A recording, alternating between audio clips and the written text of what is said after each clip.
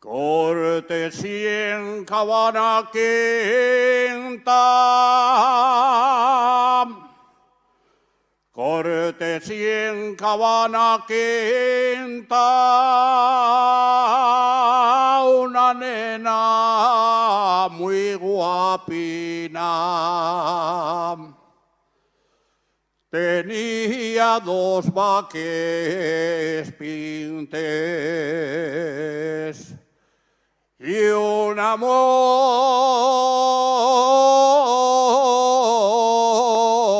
parda y ratina. Pero la madre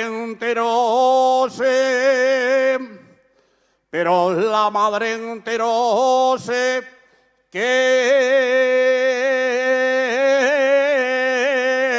yo ni vaques ni sea tú.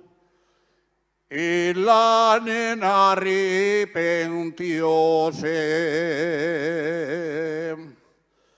Conmigo nunca se trato. Iba a casarse con otro. Iba a casarse con otro que dicen que tiene 5 vaques, un par de yegües y un potro, y 2 noviches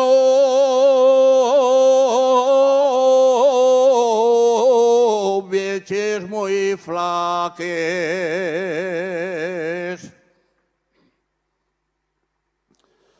Y que si lo mío fue pelganao,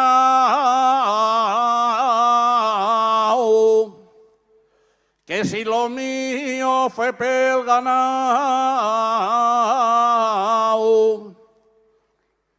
por hecha no llevo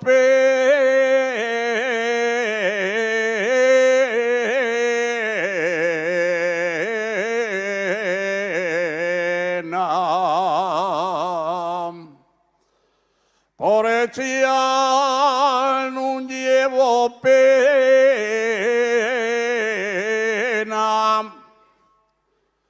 pues queda bien demostrado que la moza no llegó